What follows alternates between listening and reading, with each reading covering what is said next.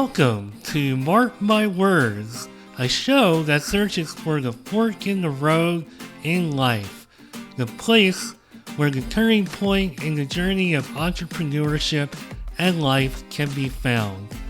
Let's meet each other at the crossroads on Marc My Words.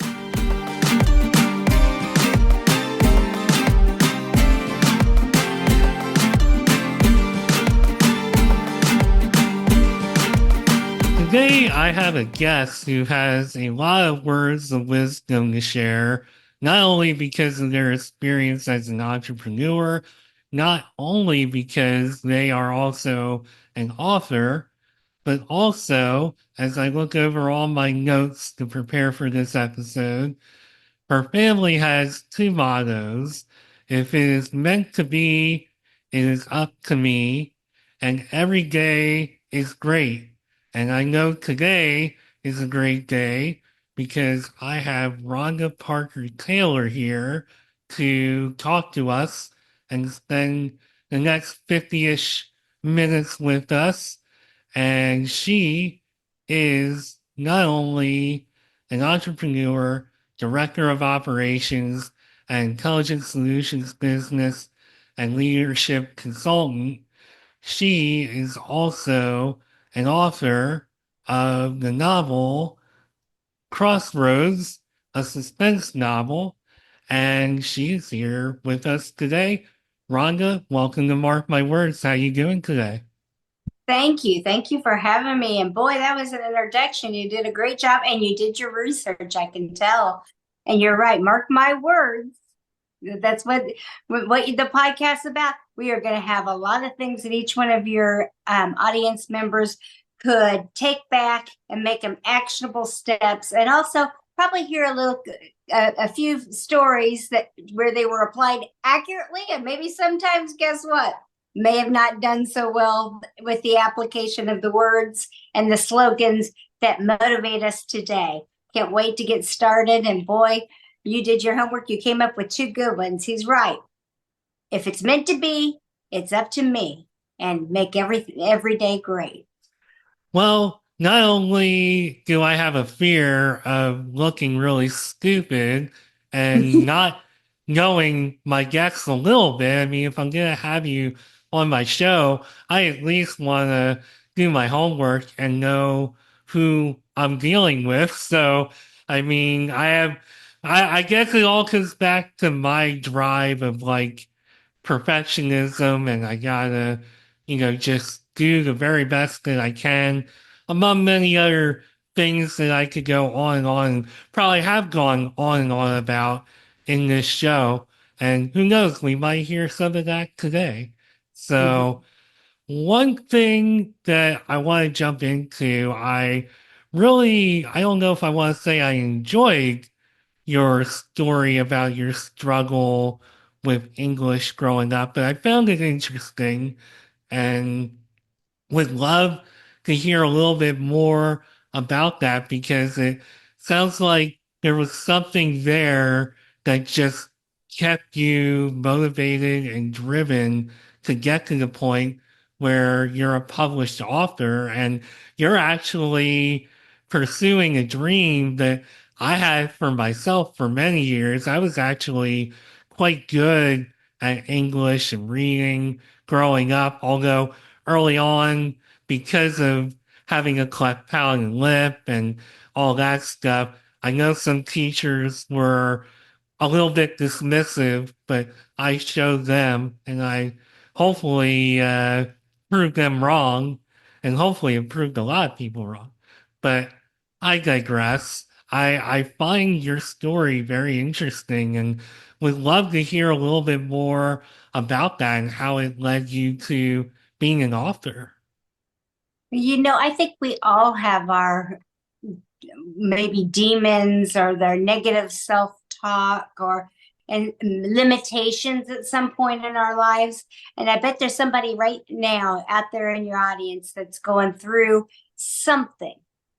And what I found is when you face your fears and you reward yourself for doing that by accomplishing something, through set steps, goals, aspirations, mission, however you want to put it, making a plan. Those are all the key things that people say you're supposed to do, but it really goes deep down to the individual accepting their limitations and accepting that they can do it with some hard work, some grit, some grind, whatever it might be that you have, however you look at things like that, you have to um take that opportunity and I call it an opportunity, even though it may be a weakness. It is your opportunity.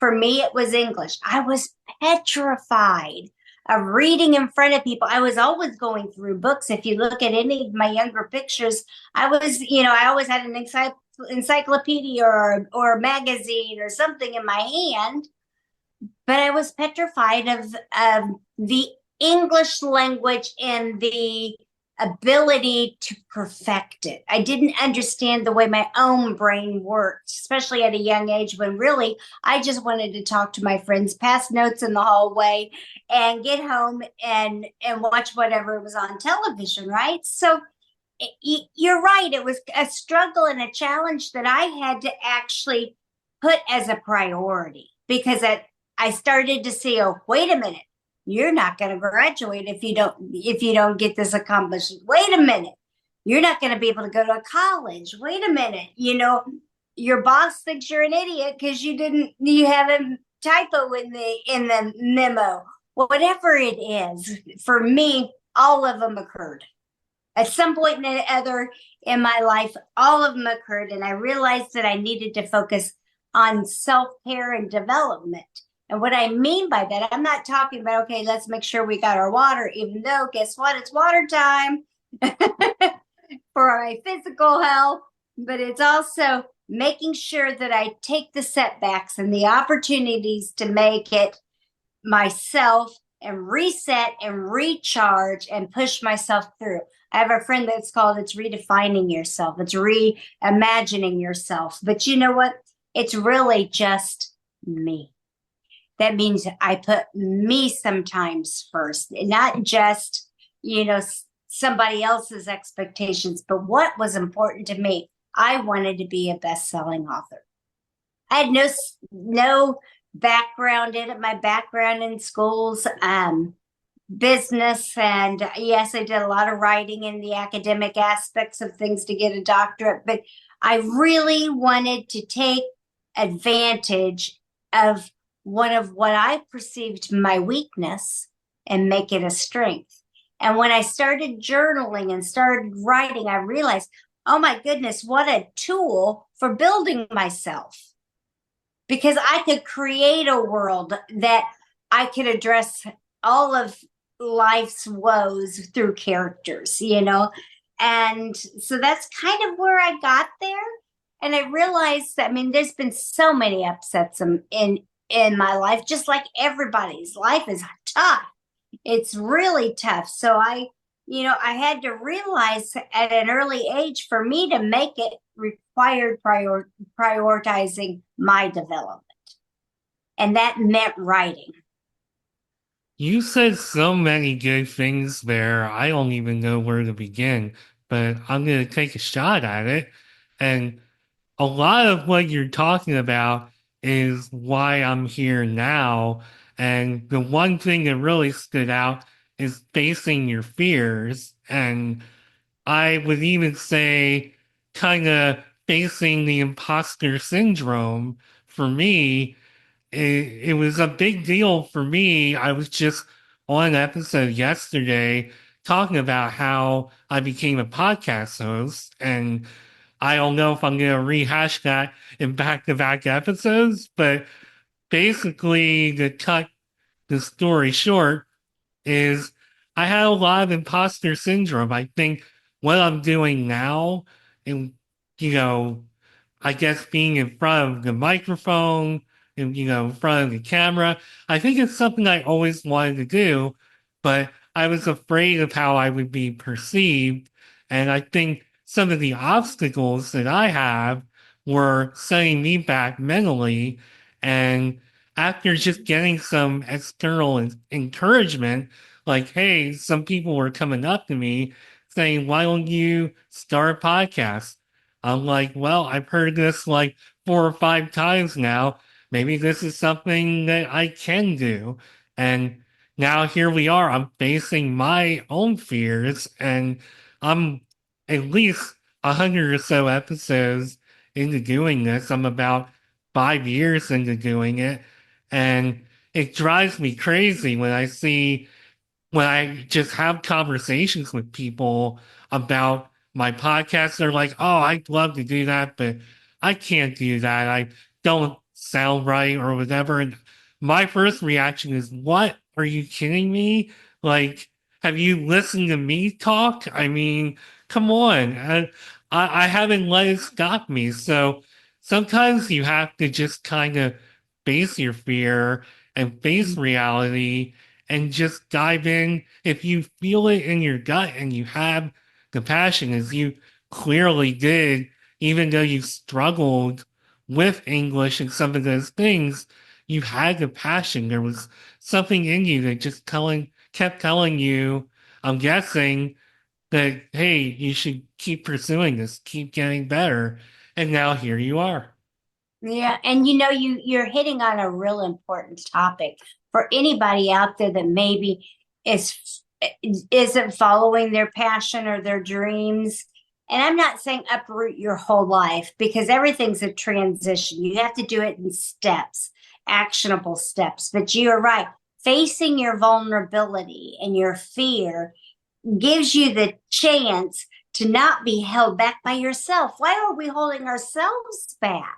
It doesn't make any sense that we would let our own fear hold us back. You can't even point a finger and say someone else did it when it's you doing it. I did it for years. I held myself back, put everybody else first, push them forward. I don't regret anything that I did for anybody as far as helping them be successful. But my sister one day asked me, why haven't you done this? And I was like, well, it's sitting on my desk and it'll be okay. I can do. And one day I went to get something off the computer and the computer was corrupt. And all I could think of is I'm going to have to type, because I had a paper copy of it. You have to type that all 300 pages all over again, re-edit, re-look at it. Why am I not doing it? And it was because I wasn't taking care of self. Self is such a powerful tool when you use it correctly. And you're like, well, what do you mean self? Well, when you hold yourself back, when you don't take actionable steps to make yourself happy, prosperous, productive, and you continually look at others and don't believe in yourself because you can do it, and then you end up giving up because the fear and everything seems so overwhelming. That's not a model that brings you to your uniqueness, to your purpose, to where you need to be. So be patient with the process. Be patient with yourself. Continually become a learner of life and yourself. Make sure that we are doing that. Visualize your goals and go after it. Anybody that would like to write a book, 1 page a day, and it's done in a year. And most people think they have to go in a cabin in the woods, quit their job, do all these. No, 1 page a day and it's done in a year.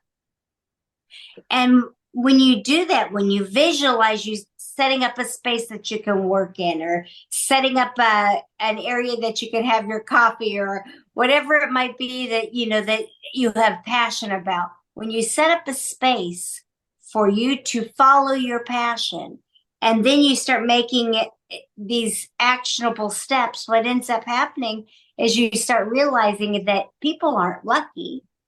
They are taking a chance on the opportunity presented in front of them.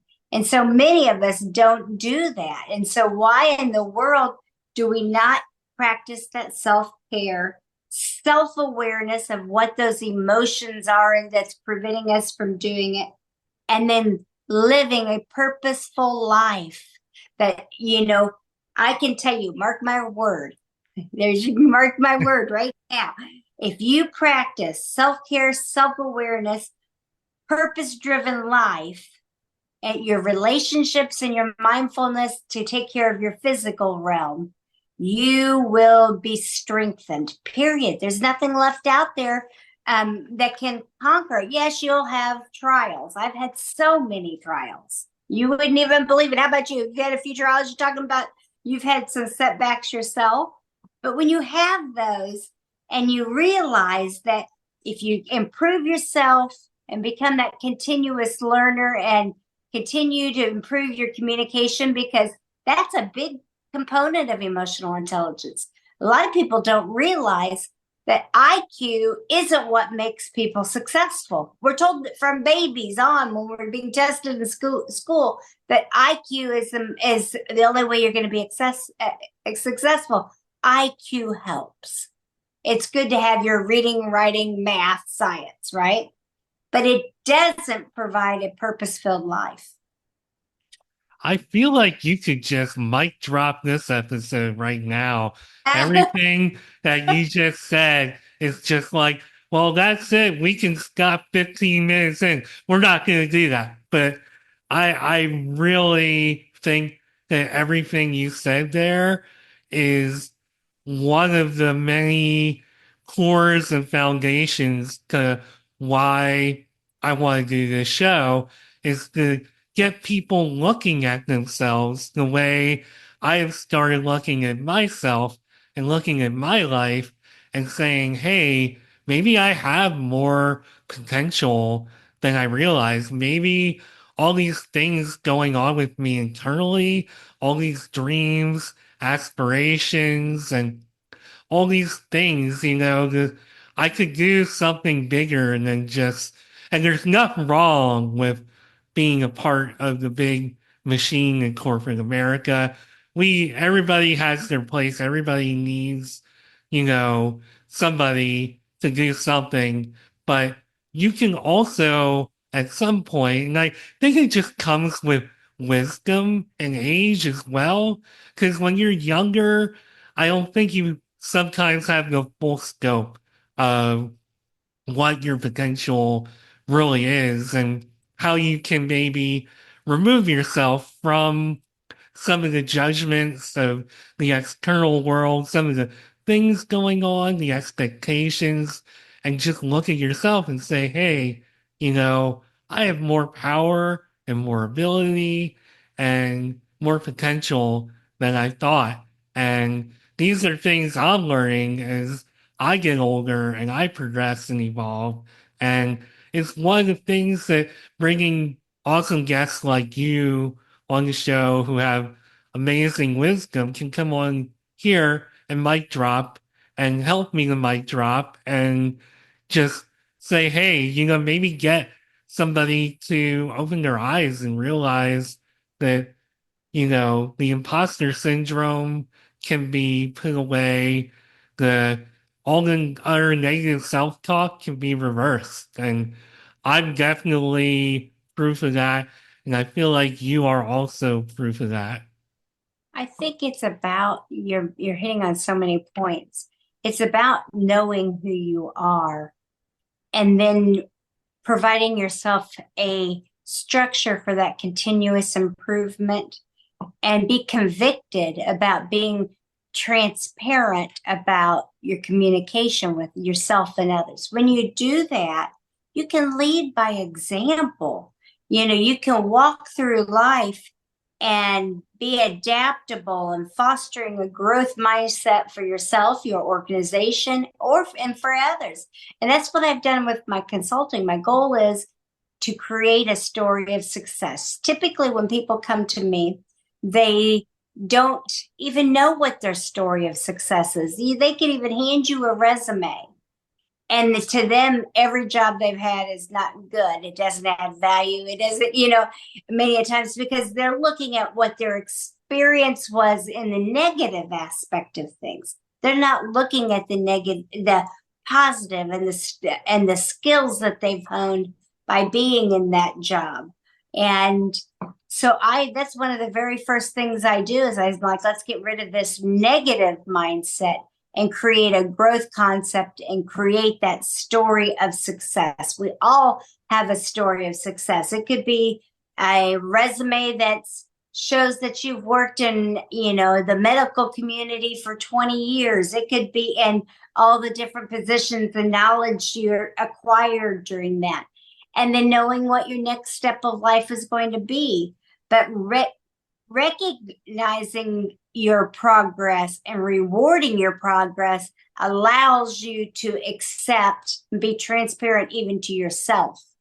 Hey, yeah, life's hard and I feel like crap sometimes because it is hard, but I'm still standing. The world hasn't knocked me down, and I'm still moving forward on my aligned vision and goal. Once you've aligned yourself to that vision and goal, and and you've acquired what you need to for that level, then you go back to the growth mindset again. I know a lot about what you're speaking of as far as life is hard, but you just keep on going. And I can't tell you how many times that I said to myself, like, I don't know how I keep going, but I just do. And I think for me, the motivation to keep going is just something in my gut, in my soul that just keeps telling me that I have something to prove and I have something to teach the world. And it's not necessarily to throw it in anybody's face, although I have certainly had my fair share of people who didn't necessarily believe in me. And I'm sure anybody who I knew 30, 35 years ago would be like, wow, I can't believe this person has their own show and is speaking and doing a podcast. And you also can't really get too wrapped up in that, but I like to reflect. I mean, I'll be honest about that. But yeah, there is something I almost feel like not only does a lot of the things we're saying here need to be accounted for when you keep yourself going, but I also think you need that little voice inside of you that's also pushing you, and you have to have like the passion. There has to be like an end goal too. So it's a little bit of everything. Oh, definitely. It is. And you have people in your life presently. I'm sure most of your audience, you and I both have probably had them where that you may be fostering a relationship there, but are you fostering a healthy one with support, unconditional love? Are you empathizing with them when they go through something? All of these things are important to be able to be your transparent person. We're not meant to just be by ourselves and button heads with people all the time. We're meant to have engagement. Something like your podcast probably is a great resource for people so that they can reduce the conflict in their life by finding resources on how to better manage. And in this case, we're talking about their lives, managing them in a positive growth mindset. I used to hate it when my father would say, "Don't compare yourself. You're stealing yourself from others." I was the second to the youngest child, so if he said, "Don't compare yourself," that meant the answer was no, because I was probably pointing at that point to my siblings, saying, "Hey, I wanted to do. They got to go, but I didn't. Well, I was younger than them." So we have to go back and think about the things that we're doing to make sure that not only are we in a growth mindset, but we were always improving ourselves by, practicing active listening so that we engage with our relationships. Are we doing that? Are we asking questions? Oh, it's so easy for me to turn people out and not listen. I think I said turn, but put yourself in their shoes. Listen, ask questions. Get involved, be intentional. Do this at work too, because the only way that people can progress and have better teams is through communication. So I don't want to forget to ask you this. You talked a little bit about what you do for others. So but I'm sure we're going to round right back to this awesome discussion, this part of it. But I do want to ask a little bit. I know you went to University of Phoenix, you went to school, you started your business. I'm just curious to find out how you got to the point where you wanted to help others and serve others and become an entrepreneur. If you would have told me in 2009 that I would have left the path that I was on, I would have said, there's no way. I'm completely happy. I love it. And I was working as a campus director at a college and still being able to teach and learn and develop people just like I love to do. And a knock on the door can change everything. And in 2009, I lost my adopted son. It was one of the most traumatic things that I'd lost other people, and I've lost other people since then. But it was one of the most tragic things that haunted me. And I worked in the academic world, and it was very difficult for me to go in and work with the same age group. And I'm like, this is just not going to work. There was no joy anymore. So I had to do a transition. And in doing that, what I found is when realized that there was a problem, the problem being I was not getting joy any longer, then I had to come up with a solution for that problem. And I really wasn't sure if I could stay in the corporate world or the academic world because of the trauma. So we've all had some kind of trauma. And the death of my adopted son was the big one. That's the big push that finally I was like, I see there's a need out there. People didn't know how to do resumes anymore. They didn't know how to do career searches. They didn't know how to build a story of success and do interviews. And they didn't know how to create marketing plans for their business. And I'm like, that is something that I can do. It's something I was teaching. It was something that I had done before for others. And I'm like, this is something that is a model that I could do for myself. And I decided then the transition for me was that I was going to still help others, but it was going to be in a manner that protected my emotional state that I was in. And I found that by setting small, achievable goals, I was able to do it. And I've never had to go back. My consulting grew. I was able to write Crossroads, my fiction novel. I was able to get it published. I've got other books coming out. And I realized, if you practice resiliency, if you're compassionate to yourself and others, and you remain driven. When my dad started his business, he said that he had no choice but to succeed. If he didn't, he had 5 babies because there was 5 of us kids that he had to feed. So you've got to get that mindset that's not out of desperation, but when you're ready to ask for the price that you're worth, or that you're ready to set the boundaries to have a healthy working life, you go ahead and you put it together, and then you seek outside perspectives to keep you in line. Have an accountability partner. Anytime that somebody asks me like what my strengths are when I'm Mm-hmm. interviewing for a job or just when anybody asks me the question, one of the first things that I always say is resilience. And I feel like that is one thing that I try to bring up as much as I can on this show and just in life because being resilient is very important. I think it kind of alludes to something that we were talking about earlier where you get knocked down, you have naysayers, you have other struggles in life, and life is hard. I mean, if life was easy, we would all be trillionaires and none of us would really be working, and it would be a completely different world. But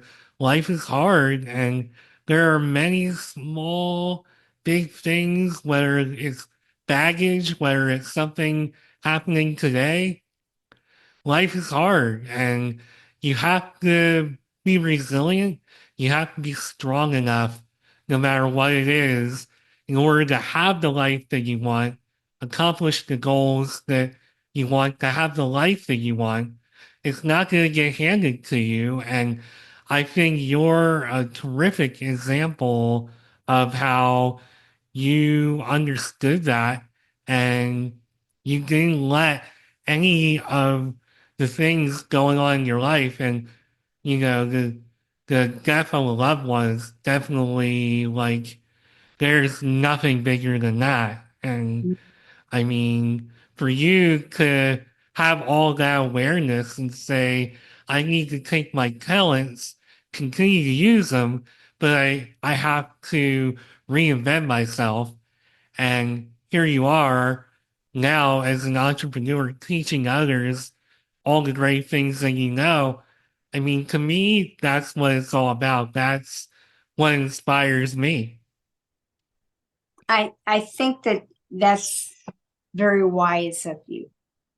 And for anybody out there in the audience, I'd like to say, give yourself some grace. Sometimes it takes time to redefine, to redo it, but don't stay stuck in a rut.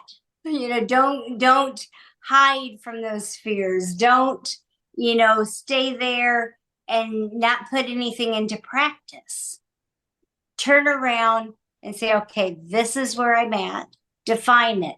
Draw a picture of it. Do whatever you have to do to say, be in reality, but this is where I want to be 3 years, 5 years. And I'm not just talking about career, because it could be your home that you want to improve. It could be your physical health that you want to improve. It could be your spiritual health that you're trying to work on. It could be your social connections. And you can do all of that. In my workbook, I talk about the 13 dimensions of life, and it's important to embrace practices that help you set goals. Maybe people don't like the goals when it comes to saying something about their life, but it's actionable steps that get you to where you want to be, so that you can genuinely smile and say, I have made it to the point where I'm happy. I mean, I'm not talking about because you have $1 million. I'm talking about you're just happy. You're content. Well, as somebody who is an entrepreneur, you have your own business, you are an author, you're a leader. So how do you teach your clients about leadership and how they can, other than obviously, I mean, you've said some wonderful things. I'm sure that as a client, they hear all these wonderful things all the time, but do you have kind of like a game plan for teaching them how they can be the leader of their own life, of themselves, and how do you act as a leader and a mentor to them so that they can accomplish their goals? Oh, sure. So I talked about the life balance workbook. I use that to help people define themselves. And then when they define themselves, if a leader wanted me to come and shadow them and give them actionable items that they could do, I'd talk to their employees, their peers, their superiors, and I would ask them some steps and some ideas and some opportunities for growth. But at the same time, I'd want to know where their strengths and weaknesses and do a SWOT analysis on them. And when you do that, then I can go back and say, these are the things they love about you. And these are the things that are opportunities for growth. And it's important to have a connection with that person. One of the hardest people for me to ever have mentored was someone that I did an emotional intelligence quotient test, and he had a great emotional score. But then when I looked at it, it was like, wow, he's high on the emotional intelligence, but there were all his points were all in all but two categories. His two categories were on the very bottom, and it was impulse control and empathy. So he had no ability to um, create a structure around him that was stress free, because with every wind that blew, he was running with the wind, and every good thing that was going on, he was running to the good thing. Every bad thing, he was hiding behind his desk. And then when it came to employee issues, it was more of a that's their problem. They created a mess, let them, and there was no empathy there. So when you do any kind of consulting with a leader on their leadership ability, you first identify who they are, what they're presently doing, and how they're doing it. And you can categorize it as what kind of leadership style they have, even. And then what their belief systems are, and are they aligned with the organization? Their motivations have to be the same as the organization's mission, or it's not going to work. They're not going to be a good leader. So you tapped into something, and much like the rest of this episode, you tapped into something there as well that I sit here, I'm like, this is why I'm doing this show, because we talk about all these great things that I don't feel get talked about enough. One of them being empathy and trying to understand, because we all have our point of views in life. We all have our experiences. It shapes us and we view life a certain way.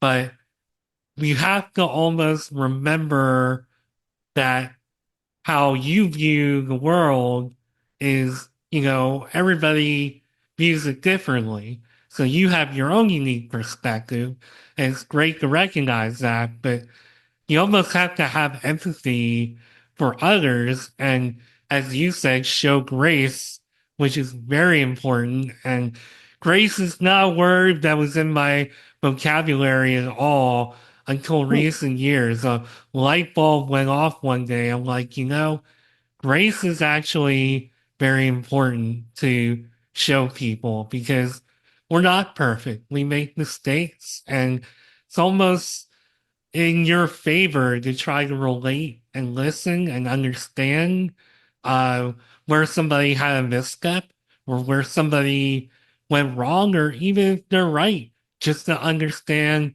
where you went wrong, or to understand just period, and to be on the same page. And I feel like we're not always on the same page, and I feel like that goes a long way. And I love that you're cognizant of that, because that is what makes you one of the many things, I'm sure, that makes you a great leader.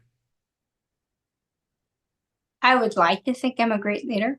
I would like to think that I practice all of these things all the time. But as we've talked about, life is challenging. So it's how we navigate and overcome the professional challenges, or even personal challenges and obstacles. And so we have to offer that same grace to other people that are in leadership abilities, and help them be a better version of themselves, and remind each other that, finding balance and harmony is involved in everything we do.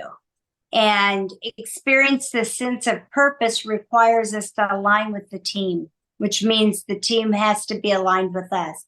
That's only done by cultivating meaningful relationships and having genuine conversations. So you brought up a very good point, and I think that a sense of inner peace happens when you're able to do that. Just like we're talking in this podcast, I can just feel the compression of the day going away. So those in the audience, if you're feeling the same way right now, hit like and share, because somebody out there needs to hear Mark My Words. Well, I appreciate that. And I hope that everything you're saying comes into fruition for sure. I appreciate that. And one thing that before we run out of too much time here, boy, this conversation's going fast. I I know you talked a little bit about you should write one page a day, and I haven't had a whole lot of authors. I mean, I've had a lot of entrepreneurs who've written a book about X, Y, and Z, but not too many that have said, look, I am an author. This is what I'm about. This is a big part of what I'm about. So if there are any aspiring authors out there listening, what advice could you give them as far as just uh, becoming an author, what to expect? Because it's not easy, I'm sure. I mean, I think Mm. I'm very good with words, and I think I'm good. I'm a good writer and good with the English language, but how many books have I published? Zero. So it's definitely not easy, and would love your perspective and maybe some words of wisdom that Sure. somebody needs to hear. I would love to. Let me show you the book cover. Here's the book cover. So, everybody out there that wants to be an author, the question is how to go ahead and do it. Crossroads. I literally did what I said, one page a day, and it's done in a year. And I would tell people just get the story out. Don't worry about the editing. That's not supposed to be step one. Get the story out, develop your characters, get to know them like they're your friends. And then as you get the story out and you do this character development, things start falling in line. You can do the editing afterwards. Once you get the story out and you know that all the facts are right in the story that you want to be, then go back and edit it, because editing should not be the first thing you do, because you're going to block yourself. A lot of people talk about writer's block. That's where it comes from. You're putting so much stress in yourself that you end up putting too much stress on the end product, and you're not even there yet. Get the first one done, get it written. Once you've gotten it written, then go back and edit it. Get feedback on it from others. Find a group like I did, these writers group of Indiana in Indianapolis, and I would go right at the writing center, and I would share a chapter at a time with the group, and we would read each other's work, and then we would mark it up and send it back the next meeting. So find those kind of people around you that will support your writing. Set up a space in your home that's just for that, because many a times it will squelch your progress because you can't find a place that you could actually do it that makes a difference in making you be able to be successful. I can't have anything on the television, for instance, Know Yourself. I can't have anything with a lot of different noises. I can have something like The Young and the Restless on, because I know what the voice characters are. I know who Victor Newman is, and I don't have to look to see who Nikki is. I can hear him, and there's not that back and forth emotional drama going on that draws you into the television. It has to be something mild for me. So Know Yourself, one page a day. Get the resources you need. Just like I was saying, that your podcast is a great resource for actionable steps. Resources for editing, resources for building your book itself, or hiring someone to help you with some of those other things that maybe you don't have time or don't know how to do. And you touched on something that is very important to me, which is support. No matter what you're doing as an entrepreneur, whether it's something as creative as being an author, doing a podcast, or just running any old business. I mean, whether you're a chef or you're doing something else online, getting support and having a group to talk to, bounce ideas off of, and just people that can just say, hey, I know what you're going through. I know how you feel. Because being an entrepreneur is a lonely game. It's very fulfilling and rewarding, but it's very lonely as well. So, any support that you can get on your journey is going to energize you and help you so much. It's so much better to feel supported than to feel alone. At least Right. I think so. Oh, I definitely think so. It gives you a sense of freedom and purpose when you've got others backing you. You feel when you feel like you're on an island by yourself, that's a lonely place to be. Yeah, and I mean, this is coming also from a person being me who is very independent and doesn't necessarily go around looking for validation or support. No, you definitely should have somebody behind you to give you the thumbs up or even to say, hey, this is where you need to improve. It goes a long way. So I really appreciate you bringing that up into the conversation. And before I drop this topic in general, I can't help but to ask, how do you combat writer's block, or do you ever even really experience it at all? I think we all have something that kind of stops us in the tracks when we're writing. I don't know if it was per se writer's block. So for me, I do more research then, or I pick up another topic that I'm ready for. Sometimes it's a matter of my brain is still twisting around the information that I want to convey. And so maybe, wait a minute, let's go to this scene because I know I'm ready for it or I've thought it out. I listen to music that would have the same kind of message or feel that is going to be in that scene. If it's someone depressed, you put the Doors on or something that's kind of got that lower energy. If it's something that is inspiring or love or whatever, then I put that kind of music on. I also talk to others and ask them how they would approach it, other authors, because sometimes a fresh perspective is helpful. Sometimes you're stuck because it really doesn't belong there. Like I can remember one scene I wrote, and I ended up cutting the whole scene. I spent 2-3 pages talking about eating at Golden Corral and all the food. It was the police officer going through the Golden Corral buffet, and someone ran and said, "Nobody loves food this much." I must have been hungry, or I didn't have another thought. And it's okay to write too much because you can cut it. Just don't get married to it where you don't want to get rid of it.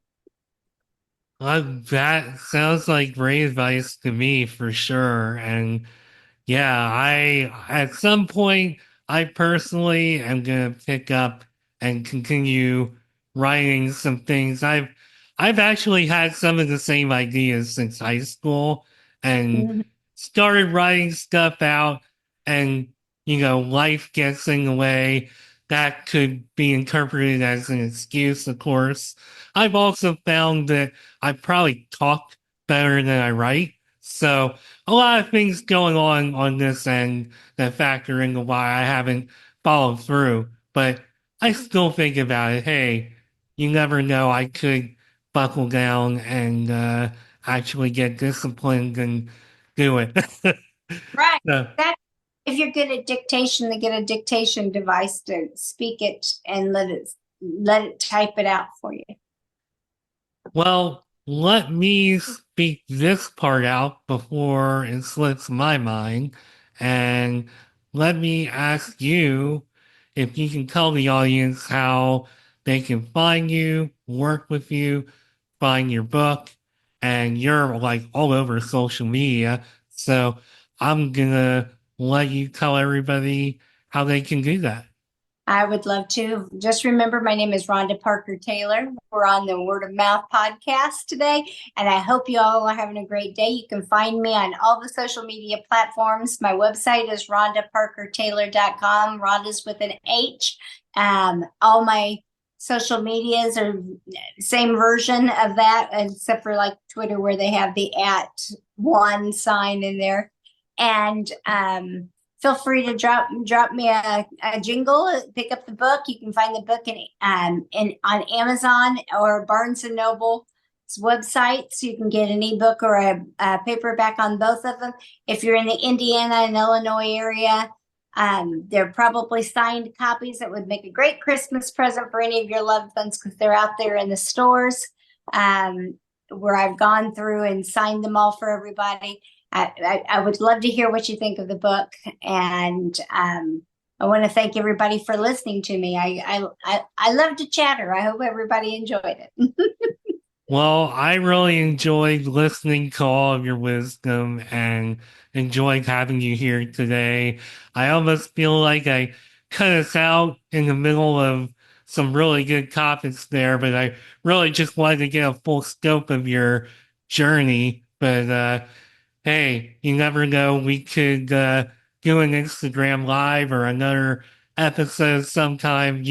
You've such a great story. You've overcome a lot on tons of wisdom, and I loved hearing every minute of it and loved having you here. I loved being here. Thank you for having me, and everybody in the audience, have a great evening and enjoy yourself. Alrighty. Well, on that note, this was Rhonda Parker-Taylor. She is an author, she is an entrepreneur, and I am Mark Schmidt of Mark My Words. Have a great day, and I'll see you soon. Bye. Bye, everybody.